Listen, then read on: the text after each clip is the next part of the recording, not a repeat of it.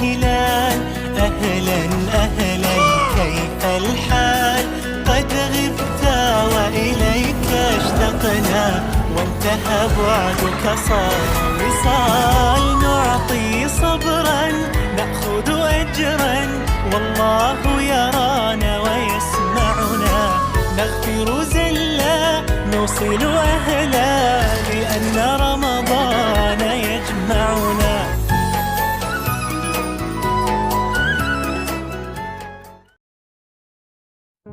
Assalamualaikum warahmatullahi wabarakatuh.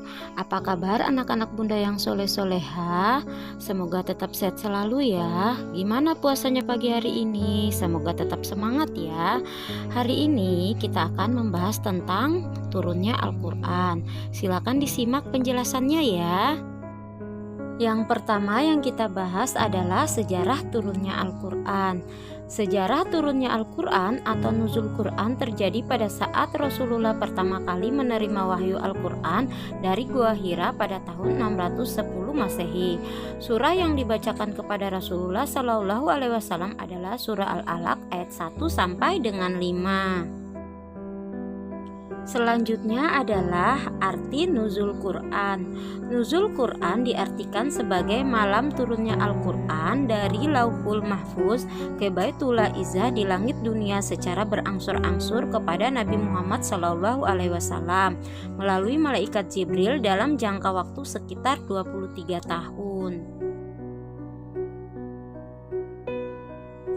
Tahap turunnya Al-Quran yaitu yang pertama adalah Al-Quran diturunkan ke Lauhul Mahfuz. Yang kedua adalah Al-Quran singgah dari Lauhul Mahfuz ke Baitul Izzah di langit dunia diturunkan sekaligus. Yang ketiga adalah Al-Quran diturunkan secara berangsur-angsur dari Baitul Izzah di langit dunia langsung kepada Nabi Muhammad SAW melalui malaikat Jibril. Dan yang terakhir adalah Al-Quran menjadi petunjuk seluruh umat manusia dan dijaga kemurniannya oleh Allah hingga hari kiamat nanti. Dalam proses turunnya Al-Quran, Allah Subhanahu wa Ta'ala menurunkan wahyu pertama kali kepada Rasulullah ketika berada di Mekah, tepatnya pada Senin 17 Ramadan 6 Agustus 610 Masehi. Al-Quran diturunkan secara berjenjang kepada Rasulullah Shallallahu Alaihi Wasallam. Menurut pendapat Imam As-Suyuti dalam kitabnya Al-Itqan fi Ulun Al-Quran menyebutkan tahap Al-Quran diturunkan pada masa dakwah di Mekah dan Rasulullah berada di Madinah. Akan tetapi para ulama berbeda pendapat tentang berapa lama Al-Quran diturunkan kepada Rasulullah Shallallahu Alaihi Wasallam. Berikut ini adalah rangkuman pendapat ulama tentang turunnya Al-Quran. Yang pertama adalah 18 tahun dengan rincian 8 tahun di Mekah dan 10 tahun setelah hijrah. Pendapat ini lemah. Yang kedua adalah 20 tahun pendapat Ibnu Abbas, Ikrimah, Qatadah Asyabi, Al-Kalabi dan Ibjizi. Yang ketiga adalah 23 tahun pendapat mayoritas ulama dengan rincian 13 tahun selama dakwah di Mekah dan 10 tahun di Mekah. Yang terakhir adalah 25 tahun. Pendapat ini merujuk pada riwayat usia Rasulullah 65 tahun. Pembahasan selanjutnya yaitu 5 hikmah Al-Quran diturunkan bertahap. Al-Quran diturunkan secara berangsur-angsur selama kurun waktu 23 tahun, dimulai sejak Rasulullah Shallallahu Alaihi Wasallam mendapat wahyu pertama di usia 40 tahun hingga Rasulullah meninggal di usia 63 tahun.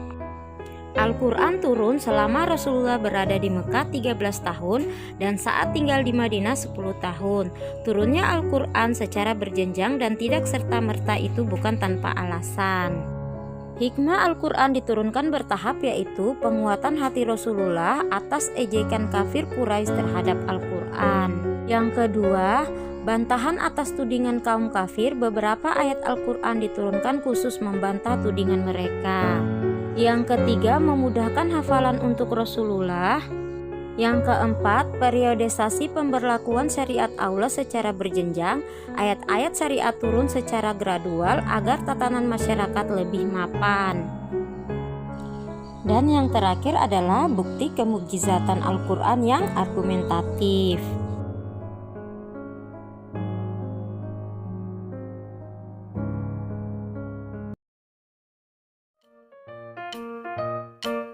Mau kemana, Pau?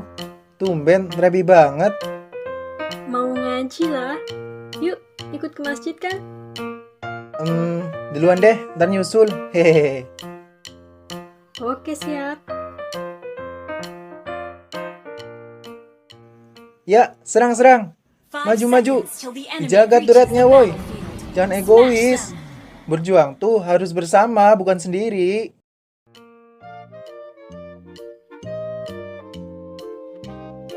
Kamu. Aku, Kang. Iya, kamu. Maju. Udah? Maju lagi. Oke. Udah. Nah, sekarang serang. Hah? Ya Allah, ternyata masih main game. Pantesan tadi di masjid gak ada. Tadi... Ngegame. Iya, hehehe.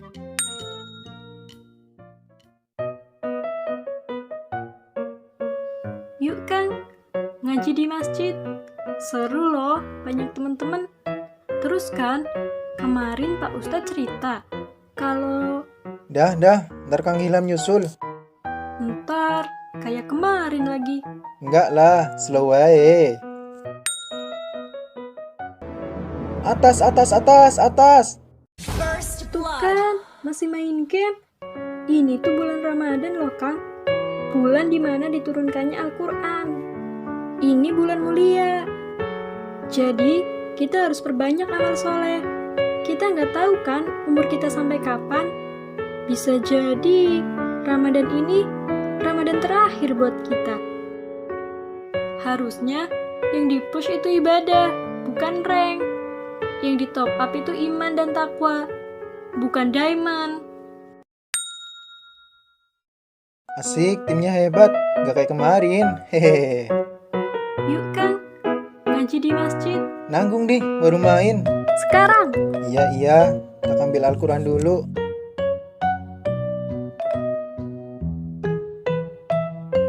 Mana ya Al-Qurannya? Nah, ketemu. Tapi kok berdebu? Ya, serang. Maju. Dijaga turretnya, woi. Jangan egois. Berjuang tuh harus bersama, bukan sendiri. Ini tuh bulan Ramadan loh, Kak. Bulan dimana diturunkannya Al-Quran. Ini bulan mulia. Jadi, kita harus perbanyak amal soleh. Kita nggak tahu kan umur kita sampai kapan. Bisa jadi Ramadan ini Ramadan terakhir buat kita. Ya Allah, ternyata selama ini aku disibukkan dengan kegiatan dunia sampai lupa akhirat. Baca Quran pun rasanya tak sempat karena hati telah terhambat. Hamba tahu ya Rob, hamba masih sering salah dan juga bermaksiat. Hamba tak ingin lagi jauh tersesat. Hamba ingin bertaubat sebelum ajal mendekat. Dari video tadi kita bisa mengambil kesimpulan ya bahwa membaca Al-Quran itu sangat penting, apalagi di bulan Ramadan ini. Pahalanya bisa dilipat gandakan ya. Jadi teman-teman jangan lupa membaca Al-Quran dan sholat 5 waktunya dijaga. Setelah menonton video tadi jangan lupa absen di link yang Bunda bagikan ya. Sekian, wassalamualaikum warahmatullahi wabarakatuh.